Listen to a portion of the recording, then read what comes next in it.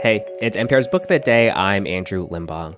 There's a beautiful lesson in today's interview about writing historical fiction. It's with Lucy Caldwell, whose book These Days takes place in Belfast in 1941.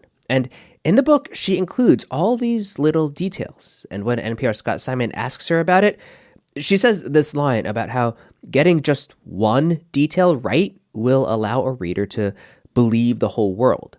She talks about the source of some of those details, some personal, some arrived at through research, after the break.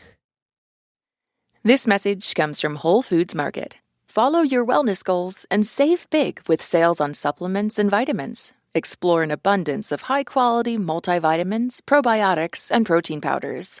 Keep good habits going strong. Cook homemade meals featuring sustainable wild-caught sockeye salmon and many more delicious and lean protein options. For wellness when you need it, shop Smart Meal shortcuts to stay motivated, like ready-to-eat salad kits. Shop all things wellness at Whole Foods Market. In April of 1941, the people of Belfast, the capital of Northern Ireland in the UK and a shipbuilding centre, knew the German bombers would soon strike their city and had been holding air raid drills. But how much can you really prepare for a blitz? Wake up! Wake up, everybody! A moment later, as if her cry has woken them too, the sirens sound. Oh, that unearthly wail of them, rising and falling, far and near and far, an ancient keening which seems to scoop something from the pit of your stomach. Footsteps, voices calling, doors opening, the rest of the family coming onto the landing. It's happening, Audrey says, her voice thin against the sirens. Is it really? Is it happening? That's Lucy Caldwell reading from her novel These Days, which brings us into the lives of one family during the Belfast Blitz. Nearly 1,000 residents of the city were killed that spring in German air raids. Lucy Caldwell joins us from Belfast. Thank you so much for being with us. Thank you so much for having me on. Why did you want to set a novel during these times? It's a funny thing. I had quite a circuitous journey to it. When he was a toddler, my son was obsessed with a children's book called Peepo that's about a child's life against the backdrop of the London Blitz. And I had to read him that book every night for months. And I thought about how many of my favourite writers, Louis MacNeice and Sylvia Townsend Warner and Graham Greene and Henry Green, they were all great writers of the London Blitz. And I started to think how there had been a Belfast Blitz as well, but it's such an undertold chapter in the fiction of my city. And so I started researching it and I found enough stories it could fill a dozen novels. The level of detail is extraordinary. You write about a bombed house and talk about a looking glass on the half landing, glinting blankly. The hallway glittered the wallpaper. The walls were stuck with daggers of glass. You just don't say the house was smashed. Why were these details important?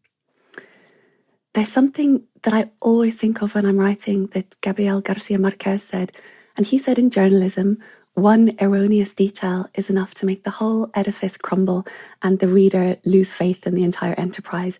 But the converse is true in fiction.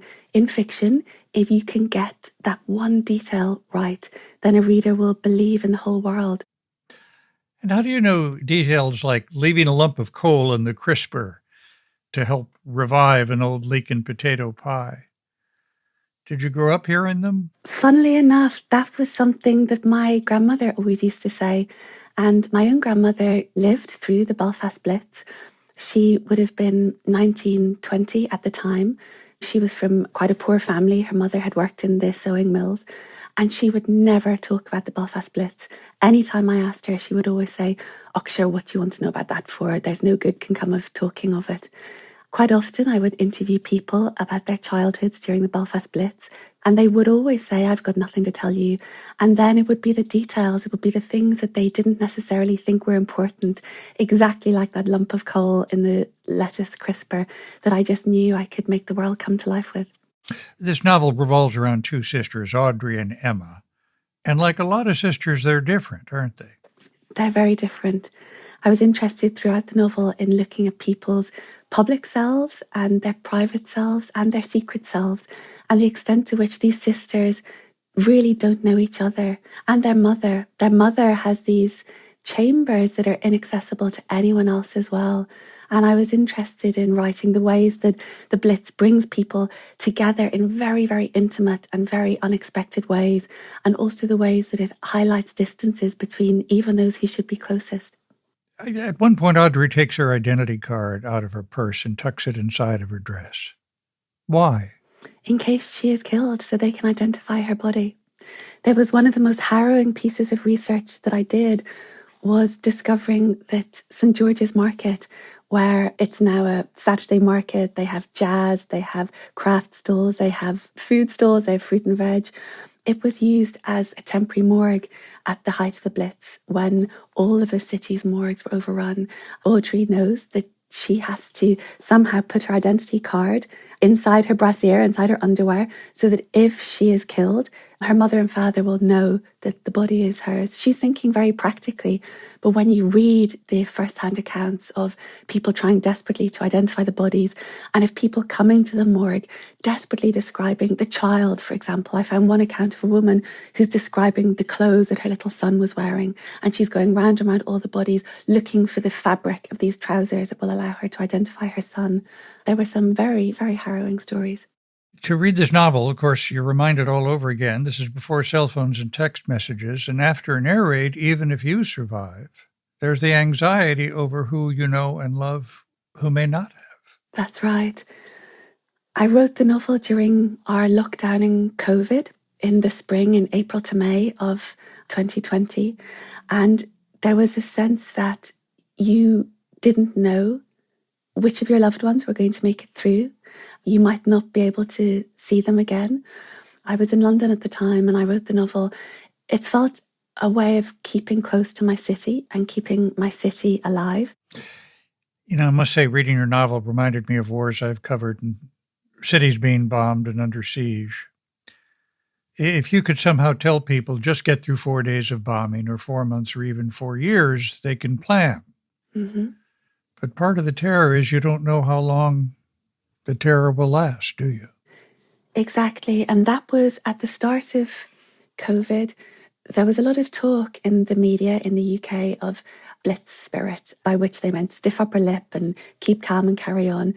But I understood the provisionality of the blitz in an entirely new way. And it was exactly what you say. You have no idea if there are going to be weeks of this or months or years. And I felt also the ways in which life has to go on, whether you're in the Belfast Blitz or growing up as a child in the Troubles or living through COVID times. And it became the work of my days to plot a course through those horrors, you know, not stinting on the cruelty or the meaninglessness of so much of it, but showing how people survived and showing how irrepressibly life does go on and life has to go on. Lucy Caldwell, her novel, These Days. Thank you so much for being with us. It was such an honour to bring this chapter of my city to your listeners.